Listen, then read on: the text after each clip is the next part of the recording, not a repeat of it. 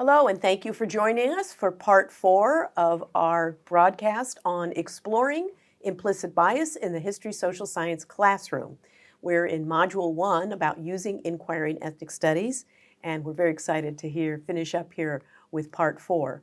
Part 1 was about an overview with ethnic studies and inquiry. Part 2, we dove into the inquiry arc and started with compelling questions to engage students and to talk about this disruption of narratives that comes out of that. In part 3, we moved into the area of helping students interrogate primary and secondary sources.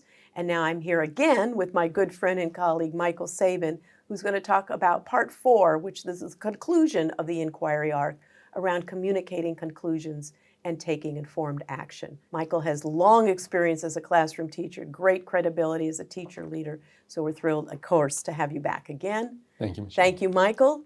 Take us through that last part 4. Very good. As we've talked about in the first 3 parts of this module, the history social science framework includes and has adopted the C3 framework for inquiry, and which is identified by 4 dimensions. The first being compelling questions, as you mentioned, the second being applying disciplinary concepts, the third being analyzing the sources. Oftentimes teachers are able to make it through those first 3 dimensions pretty successfully. The 4th dimension, though, is really the most critical in many ways, because it's where students have an opportunity to share their conclusions to that compelling question. Not just with you, however, as the teacher, but with other students and beyond, even within the community. And that comes in the form of taking informed action, where students have identified issues that have arisen in their inquiry, and they are connecting it to issues that are of importance to them, and identifying how they can be active participants within their community to address those. That 4th dimension really is important to help students disrupt narratives. It really is helpful for students to see that they are civically engaged, that they are active participants. It's the natural conclusion for the inquiry arc. And I'm going to emphasize that again. It's one that oftentimes gets left out. And it's no fault of the teachers. Teachers are busy. There's a lot of curriculum to go through. There's a lot of content to cover. But until students see their active participation as part of their inquiry unit, they're not going to be really fulfilling that dimension within the ethnic studies model curriculum and the history social science framework also. And that is creating knowledge, coming up with answers, taking action upon it. Right, and you know, many have often said that public education was established to create an informed, engaged citizenry to strengthen our American democracy. And it's nice to see that language reflected in the model curriculum as one of its important goals and outcomes too. So Absolutely. Yeah, this all ties together very nicely. I agree. And it's also one of the critical practices for social justice education. Yes. That it is taking action and, again, being an informed citizen. And it's not just taking action without knowing what you're taking action about. Right. It's having gone through that process that we've just talked about, asking questions, looking at the sources, critically analyzing those sources and interacting with them. Yes. And then there's a reason why it's informed action. Yes, that was very strategic to include that term in there. It was very important. And also to think about the action that they're going to take being very selective and strategic as well. Not just, man, we're upset, we're going to walk out of school. Is that the most responsible? Or is it going to be most effective? Is it going to get to what you want? Exactly. Yeah. Exactly. So yes, this is obviously a favorite part of the arc, the inquiry arc, because I've always been a lover of history, but we know those lessons of the past will stay hidden in the past forever if we don't learn from the past to inform the decisions that we're making, that policymakers are making, and how, because we're lucky we live in a democracy, can try to impact some of those power structures and systems in place. And that's what good civic learning does, good civic action does. That's an important piece. So ethnic studies, like we said, is the perfect place for that to occur. let's talk some more how teachers can move forward with this. Yes. And I would also like to point out that if we're talking about the sixth guiding principle Yes. of ethnic studies, that is connecting to past and present social movements to Yes. further this Yes. justice and equity. So And it they're does, not easy, they're long, they're laborious, not always successful. Progress is slow, that's correct. as we know as students of history. That's But we correct. can keep moving. Sometimes it feels like one step forward, two back. But anyway, that's another But aspect of that. it is about progress. Yes. That's exactly right. So at this point, when you're thinking about the conclusions that students are going to communicate and identifying those actions, again, referring back to the guiding values and principles, but especially to the 8 outcomes. It's the end of the unit. The unit of inquiry really should have led students to those outcomes of furthering justice and equity, recognizing intersectionality, looking for ways to be more inclusive, students having a better understanding of who they are, of who That's where it other starts. students are, that's right, and others around them, and seeing themselves again as active participants in that civic engagement. So making sure that your unit has taken them through that and concluding in that, but also thinking about ways that it develops interpersonal communication. And that really is where we're talking about how they can communicate their conclusions. And for this, I go back to community and culturally relevant. It's not just about diversity, but when you're thinking about how students are going to communicate, how well do you understand the cultures of your students? How well do you understand the norms and nuances? And when you're asking them to communicate their conclusions, is it culturally and linguistically responsive to the students? Many teachers at this point are going to have students write an essay, which is a great and important skill. Yes. Absolutely. But there are other ways that students can communicate what they learned, what their answers are to this compelling question. Whether it be, maybe they hold a debate, maybe they do the soapbox speech. There are multiple ways that students can do this, or maybe they don't hold a debate because that is, for whatever reason, not responsive to their cultural situation. So, but what is also important about that conclusion, communicating conclusion, that it values and acknowledges the student's experience in that. It's not just about, this is my response, but also how that response to that compelling question based on the evidence is also reflective of their lived experience, their experiences, their family's experiences, the community's experience. And we're going to get more into that in Module 2 with Sandy about community assets and individual assets. So, yeah. That's great. Yeah. Thinking about those, however they communicate those conclusions, again, it's a decision that is made between students and teacher. It's not just the teacher saying, now you'll do this. You're co-creating, co-constructing this knowledge, but also co-constructing how it's going to be shared. Taking into account the cultural backgrounds of the students, making sure that there are diverse viewpoints that are being represented also within the classroom. Yeah. Also that it is socio-emotionally appropriate for your students, whether they be kindergarten or 12th grade, they can all be sharing, but it has to be appropriate for them. And also that the students' voices and different styles are being honored within that. Yeah, and you brought up a good point too about the social emotional.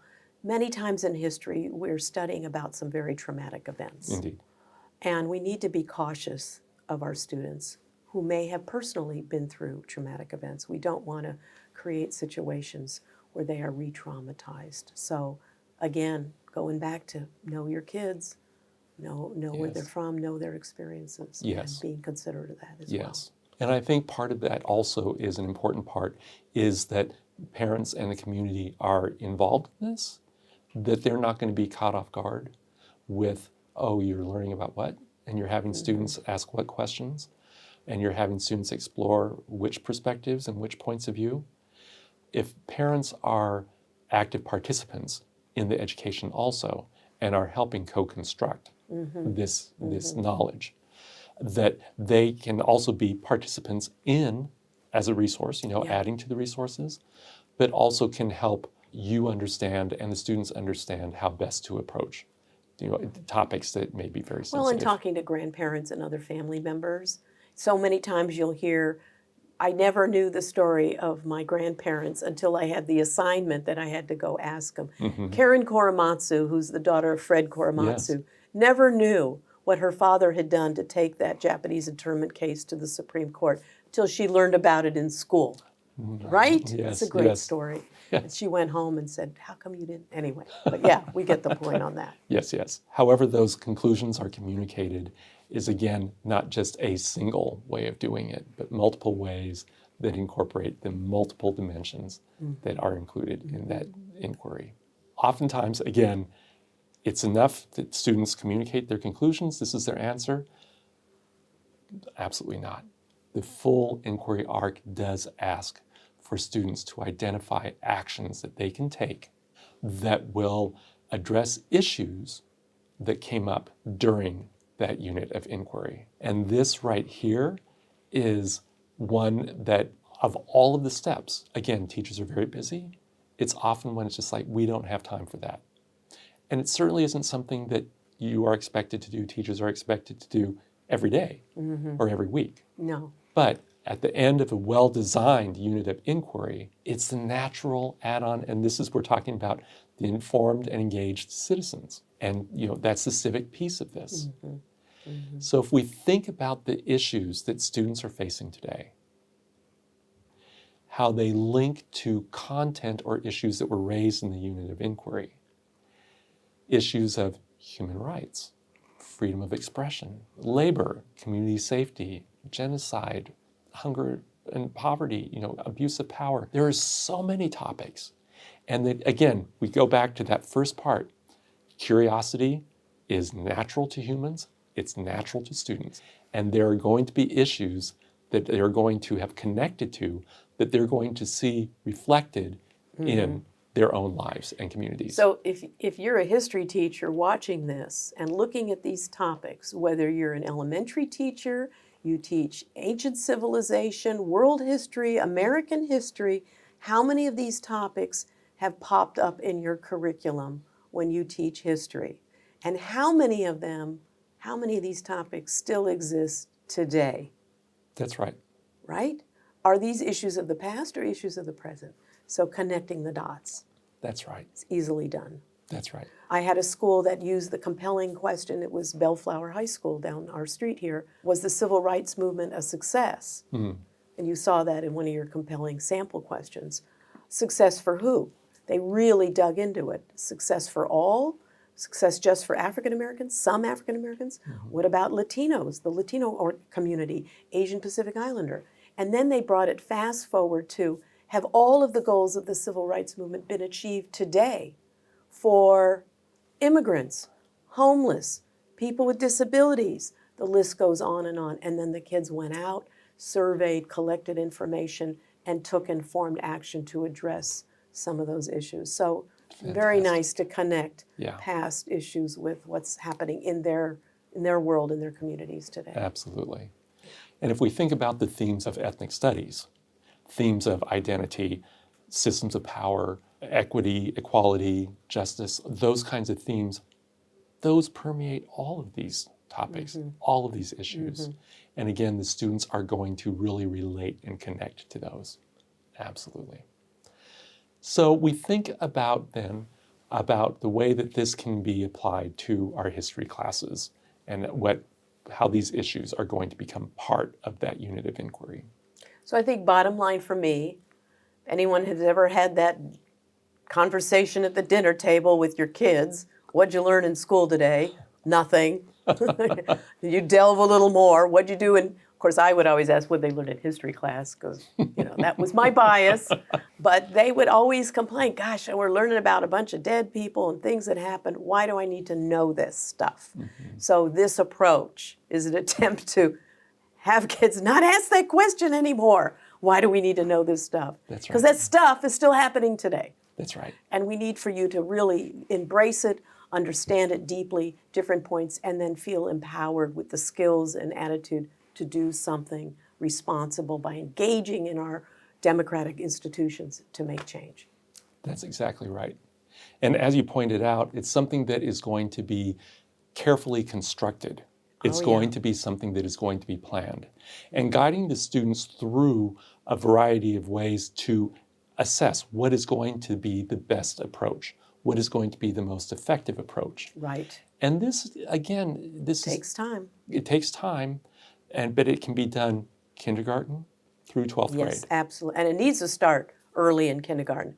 You Correct. know, the only time kids really get any kind of civic education required is that in California is that one semester government class, 12th grade. That's right. So a lot of us have advocated too little, too late. Start Indeed. early. But if you're doing this approach, K-12, it's going to happen early. That's It's going right. to happen for all kids. That's right. And if we think about the template and taking us through the steps, this is the fourth dimension that is Yes. represented. Thinking about how students are going to communicate the conclusions, what actions they're going to take based on the issues that have been raised. Again, through an ethnic studies lens. So how are the way that students communicate those conclusions, how is that going to be culturally and linguistically relevant and responsive to your students? But also, how are the actions that students have identified that they can take based on issues that are related to those themes and guiding values and principles of ethnic studies education? Yes. So always that lens. I know I keep going back to that. There's a reason why. It's because it's an important lens to look at. Yeah, it's a good reminder. Yeah. Now, I also know as a teacher of many years, oftentimes it's difficult to come up with ideas. Like, what could I do? How could I get my students to connect? What actions could they take? Because as you pointed out earlier, they're going to want to hold a strike, whatever they think that means. They're going to walk out of school. They're going to have a boycott. Well, there are many other actions that they can take, but it's important to understand that the action is, again, based on a response to issues that were raised in the content that is represented in the framework. We have to go back to that always.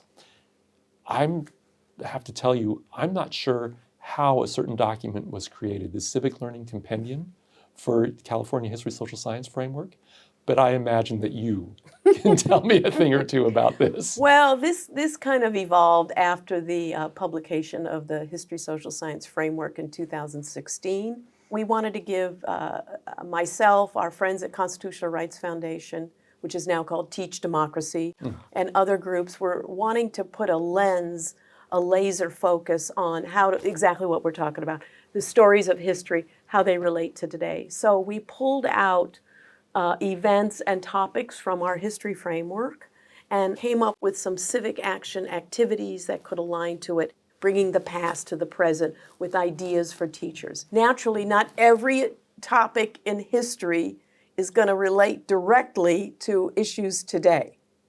But there are some, if you look at it, that align really nicely. Fourth grade is California history.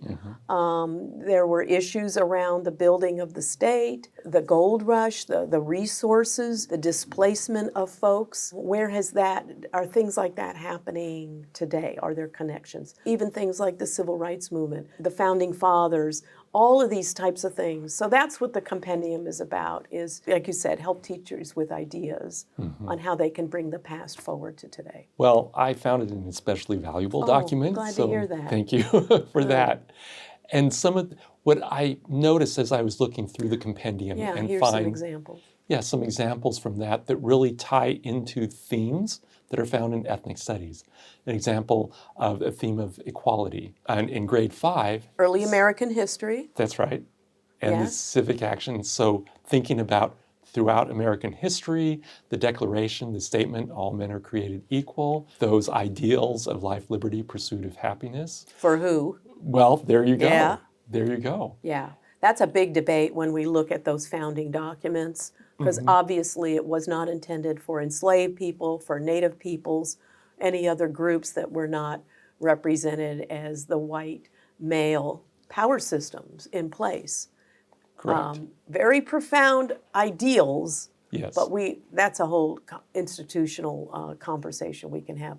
But the question, are all men created equal today? Has that goal been realized for all groups today?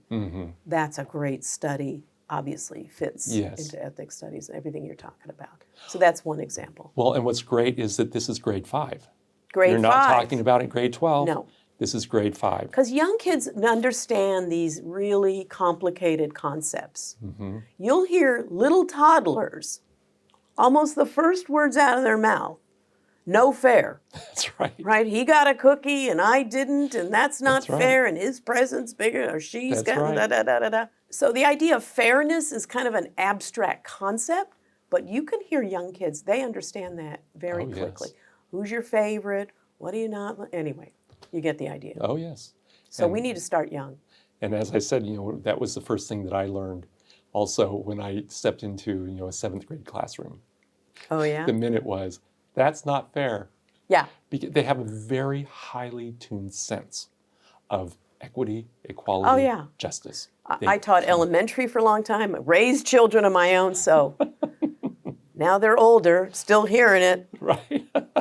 but we all think about it That's right. in that context of That's absolutely fairness and right. equality. That's absolutely right. In grade 7, themes about identity or justice or family and community. Throughout the 7th grade curriculum, the sites of encounter from the Roman Empire all the way through is explored in the 7th grade curriculum. And you have multiple people coming together in one community, one area, one geographic region. And that question of, naturally, that's going to result in tensions. That's going to result in questions of identity. That whole perception of, well, this is how I perceive myself. How do you perceive me? And why is it not the same perception? Could be explored through any of the content area in 7th grade with those sites of encounter, and having students learn more about the diversity within their own community and develop projects to encourage tolerance, to encourage inclusivity, to celebrate diversity is a natural tie to ethnic studies curriculum. It's a big debate now around immigration, Yes, it is. chasms that exist between different ethnic groups, religious groups, gender orientation, sexual orientation. All of these things are creating schisms and conflicts in kind of, I guess, the same context of sites of encounter. Yes. And have we learned from the past? Exactly. Have we learned from the past? Can we learn from the past? There you go. I'm seeing even civic action projects in schools challenging school mascots.